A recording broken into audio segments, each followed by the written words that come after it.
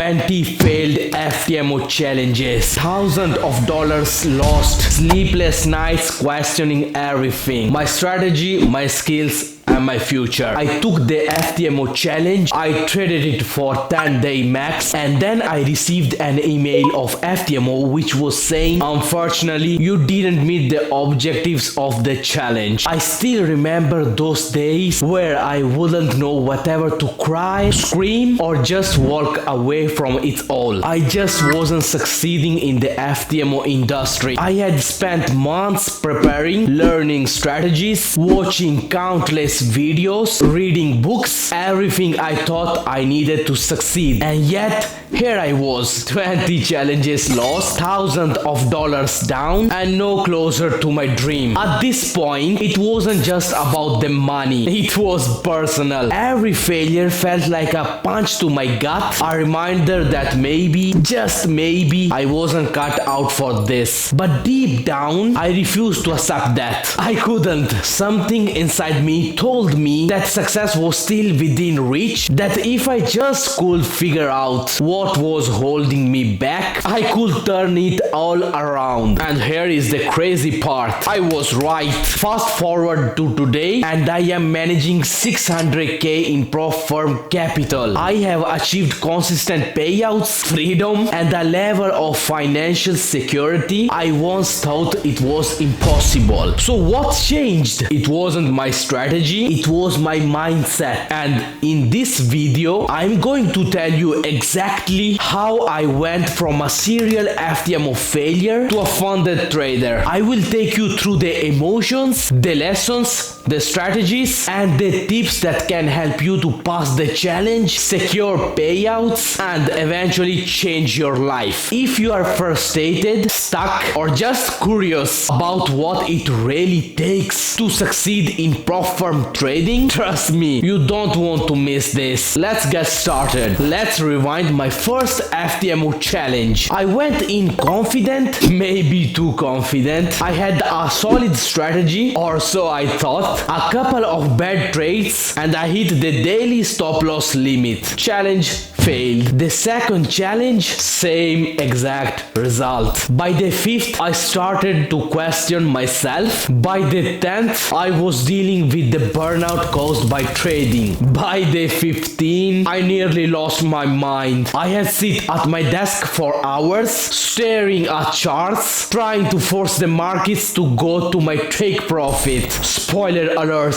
they never did. Here is the truth. Failing an FTMO challenge doesn't only hurt your wallet, it hurts your soul. It makes you doubt your intelligence, your discipline, and even your dreams. But looking back, those failures taught me the most important lessons of my trading career. I spent years changing my strategies, thinking I just needed the perfect entry system or the right indicator. But after 20 failures, I realized something huge. The problem wasn't my strategy, the problem was me. I was sabotaging myself with emotional decisions, closing trades too early for my fear, doubling my risk after losses, chasing trends out of FOMO. It wasn't until I shifted my focus from my strategy to psychology that everything began to change. Let's talk about the psychology traps that nearly cost me my trading career, and eventually how I overcome them. First of all, there is the fear of loss. Fear of loss is paralyzing. Every losing trade felt like a personal failure, like the market was mocking me. I'd hold on to losing trades far longer than I should, hoping they had turned around. But guys, hope isn't a strategy. What helped me was shifting my mindset. I started seeing losses as the cost of doing business, not as failures. I focused on the bigger picture. If my strategy was profitable, then individual losses didn't matter. Then there is the overconfidence. After a few wins, I felt unstoppable. I will increase my lot sizes, skip my rules, and take trades on pure gut feeling. Inevitably, the market humbled me. The lesson here: treat every trade as your first, no matter how well you have been doing. The market market doesn't care about your last win. After that, there is the revenge trading. After a big loss, I will jump back into the market, desperate to make it back. But trading out of anger is like driving blindfolded. You are going to crash. What saved me was creating a rule. After any significant loss, I had to step away from my desk for at least 30 minutes. This cooling off period gave me time to reset emotionally. And at last but not the least, there is the FOMO, which is the fear of missing out. FOMO made me jump into trades I had no business being in. I will see a market going up and think I can't miss this. But those impulsive trades almost always ended in regret. Now I stick to my trading plan. If a trade doesn't meet my criteria, I just let it go. There will be always another opportunity. So these are the main obstacles that come along the way when you are trading. What I am going to share with you now is the exact step-by-step process I followed to pass finally the FTMO challenge and go on to manage 600k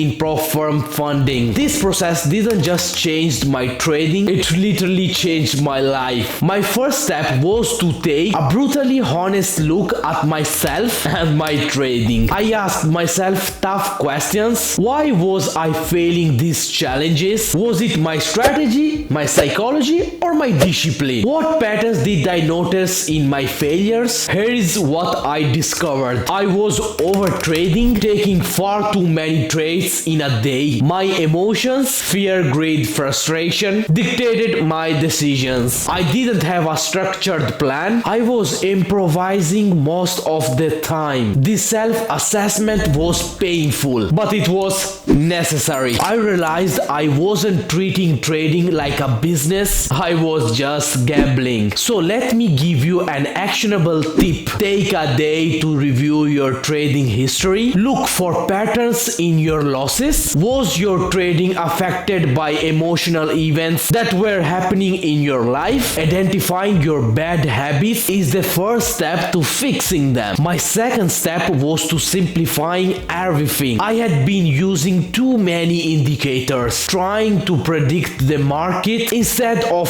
reacting to it. So I took down my strategy to the essentials. I concentrated on the support and resistance levels. I gave a lot of attention to the market structures like higher highs, lower lows, and I was able to see one constant pattern which I found by backtesting every day. That's it. I literally told myself, master these basics before you trying anything fancy. And guys, it worked. By focusing on simplicity, I made more clear decisions. So my tip is to basically simplify your trading setup. Ask yourself, do I really needed all these indicators? Guys, focus on price action and one or two tools that complement your style. But the biggest change that I made was creating a strict trading plan. Before, I'd jump into the trades impulsively. Now I have rules for everything. I have now an entry criteria. Now I trade on only high volume market sessions like London and New York. Now I wait for a clear confluence between price action and my pattern. I give a lot of importance to my risk management. I risk no more than 0.5% per trade and I stop trading for the day after 2 consecutive losses. Now I only aim for small consistent wins like 1 to 2 hours. I don't chase massive profits. This structure forced me to stay disciplined. I wasn't just reacting to the market. I was literally following a game plan. So my actionable tip is to write down your trading plan. Make it so clear that a stranger could understand it. Stick to it no matter what. I can't stress this enough. Risk management was the game changer. Let's now focus on what I did differently. differently. I had fixed lot sizes. I calculated my lot size before every trade based on my stop loss distance. For an example, if my stop loss was 20 pips, I adjusted my lot size to ensure that I wasn't risking more than 0.5% of my account. I focused on scaling down after losses. After a losing day, I reduced my risk even further to rebuild confidence. Instead of trying to recover my losses quickly, I played the defensive role. I had also a weekly risk limit. I set a maximum weekly drawdown of 5%. If I hit it, I stopped trading for the rest of the week. No exceptions. These rules kept me in the game even during hard times. My actionable tip is to use a position size calculator before every trade. Never guess your lot size. It's too easy to overexpose yourself. Even with a solid plan, emotions were still blocking me. The key wasn't to suppress them, it was to manage them. Here is how I built emotional resilience. Walking away from losses is a very good technique. After every losing trade, I forced myself to take a 15 minutes break. This clearly prevented revenge trading and gave me time to reset. I also started journaling my emotions. Every day, I wrote down how I felt during the trades. Over time, I noticed patterns. For example, I realized I was more impulsive when I was tired or trading late at night. I started to accept also the losses. I stopped treating losses as failures and started to see them as the part of the process. One mantra that helped me was the goal isn't to win every trade, it's to trade well. By focusing on the emotional control, I could stick to my plan even under pressure. My tip is to develop a ritual for handling losses, whatever it's journaling, taking a walk, or meditating. The goal is to break the emotional cycle before it affects your next trade. In the end, consistency was the ultimate key to passing the FTMO challenge. When I finally passed it, it wasn't because of a magic strategy or a secret indicator. It was because I approached trading like a professional with a plan, discipline, and patience. Passing the challenge is just the beginning. Staying consistent requires discipline and long-term mindset. Here is what worked for me. I always think in probabilities. Stop obsessing over individual trades. Focus on the bigger picture, your strategy's overall edge. I advise you to adapt to the market. Guys, the markets change. Be willing to change your approach while maintaining your core principles. And guys, protect your mentality. Guys, burnout is real. Take breaks, celebrate your wins, and never let trading consume your entire identity. My journey with FTMO wasn't easy, but it was worth it. If I can go from failing 20 challenges to managing 600k in capital, so can you. The key is to mastering your mindset. Let me know in the comments what's your biggest trading challenge right now. Let's tackle it together. Until next time, happy trading.